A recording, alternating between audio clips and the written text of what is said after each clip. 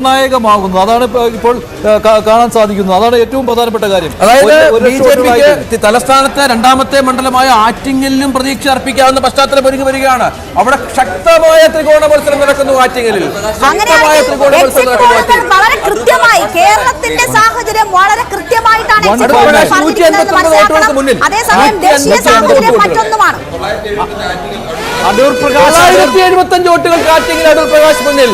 975 വോട്ടുകൾ അടൂർ പ്രകാശ് വീണ്ടും അടൂർ പ്രകാശിന് 33.47%, ജോയിക്ക് 33.43%, വി മുരളീധരൻ 31.3%.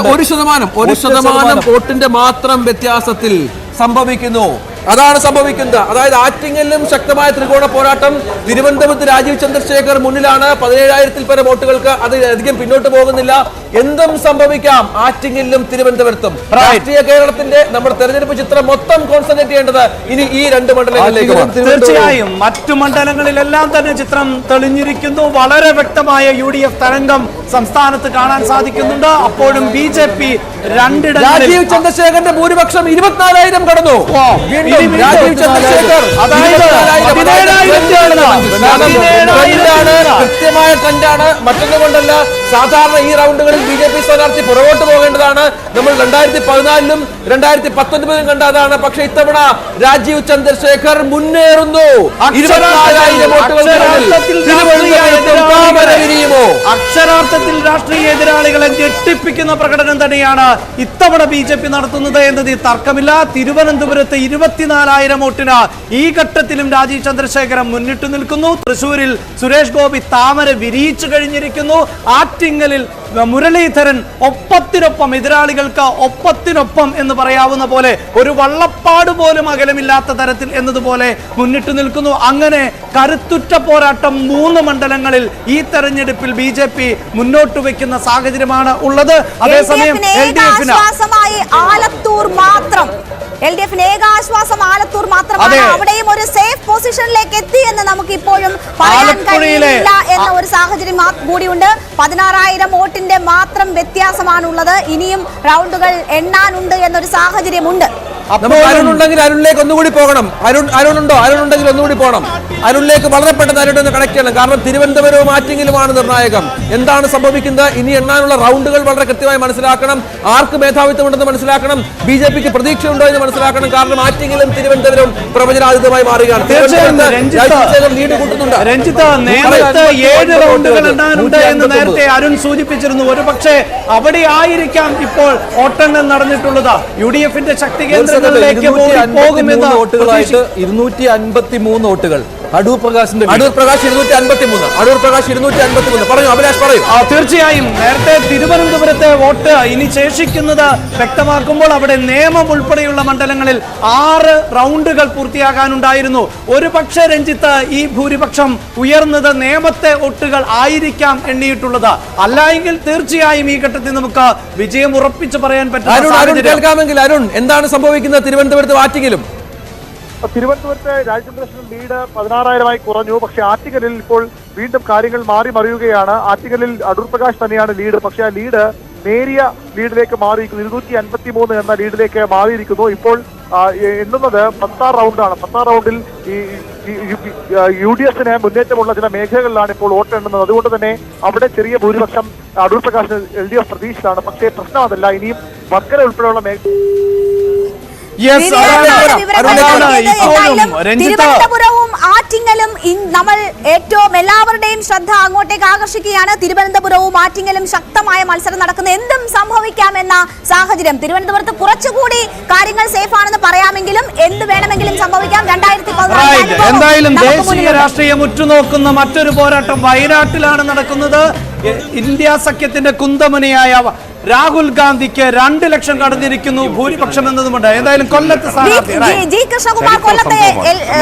സ്ഥാനാർത്ഥിയായിട്ട് കേരളത്തെ പ്രതിനിധീകരിച്ച് പാർലമെന്റിൽ കേരളത്തിന്റെ ശബ്ദം ഉയരാൻ പോകുന്നു. അപ്പോൾ ആ ഒരു സന്തോഷത്തില് ഞാൻ അയൽവാസിയാണ് ചേട്ടന്റെ. ആ ഒരു സന്തോഷം പങ്കുവെക്കാനായിട്ട് സുരേഷിനെ കാണാനായിട്ട് വീട്ടിലോട്ട് വന്നതാണ്. കൊല്ലത്തെ വോട്ടിന്റെ നിലവാരത്തെ പറ്റി എനിക്ക് വലുതായിട്ട് അറിയാൻ കഴിയുന്നില്ല. പക്ഷെ അവിടെ ശ്രീ പ്രേമേന്ദ്രൻ, അദ്ദേഹം നല്ല ഭൂരിപക്ഷത്തിൽ ലീഡ് ചെയ്യുകയാണ്.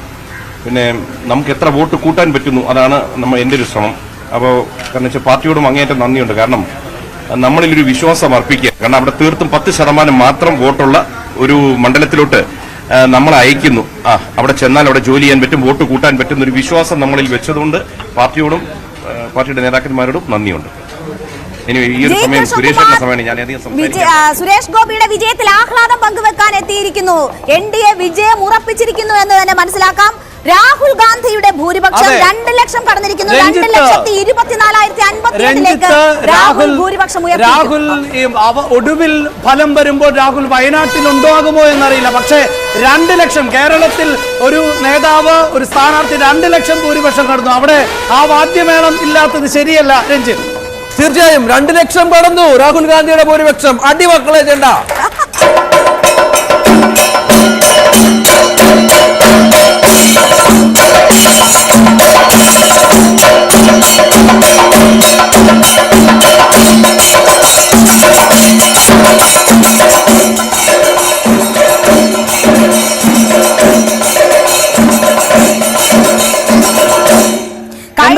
രഞ്ജിത്ത്, റായ്ബറേലിയിൽ രാഹുൽ ഗാന്ധി വിജയിക്കുകയും വയനാട് ഉപേക്ഷിക്കുകയും ചെയ്താൽ മറ്റൊരു മത്സരം വരും. അപ്പോൾ നമുക്ക് മറ്റൊരു ചണ്ടമേളം കൂടി പ്രേക്ഷകർക്ക് നൽകാം.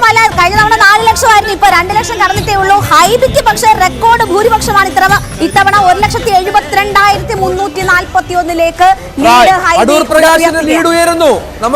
നമുക്ക് ഇപ്പോൾ നിൽക്കേണ്ട മണ്ഡലം തിരുവനന്തപുരം. തീർച്ചയായും അടൂർ പ്രകാശിന് ജോയ് VS ജോയ് തിരിച്ചു പിടിച്ചു 646 വോട്ടുകൾക്ക് VS ജോയ് ലീഡ് ചെയ്യുന്നു. കണക്കുകൾ മാറുന്നു.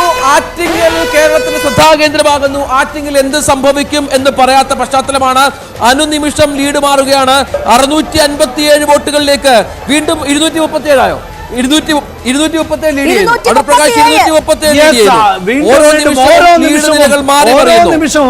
ഓരോ സ്ഥാനാർത്ഥിയുടെ ലീഡ് നില പറയുന്ന നിമിഷങ്ങളിൽ പോലും മാറി മറിയുന്ന സാഹചര്യം. ആറ്റിങ്ങൽ എന്താണ് സംഭവിക്കുന്നത്? ദയവായി അരുണിനെ ഒന്നുകൂടെ കളക്ട് ചെയ്യണം.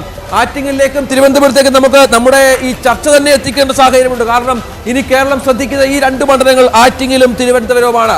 ആറ്റിങ്ങലിൽ ഇപ്പോൾ 237 സീറ്റുകൾ വോട്ടുകളുടെ ലീഡ് മാത്രമാണ് അടൂർ പ്രകാശ് ഉള്ളത്. തിരുവനന്തപുരത്ത് 22,116 രാജചന്ദ്രശേഖർ ലീഡുണ്ട്. അതും ഒരുപക്ഷെ മാറിയേക്കാം. അതാണ് സാഹചര്യം. ആറ്റിങ്ങലും തിരുവനന്തപുരവും നിർണായകമാവുകയാണ്.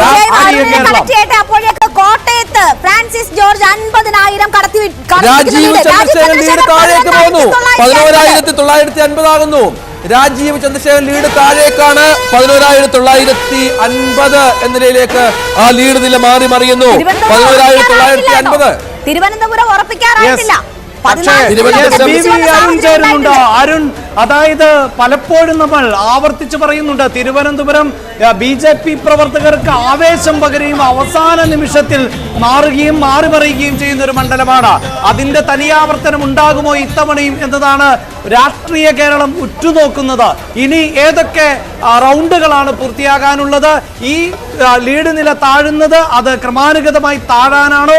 അതിൽ വേരിയേഷൻ എങ്ങനെ ഉണ്ടാകാനാണ് സാധ്യത?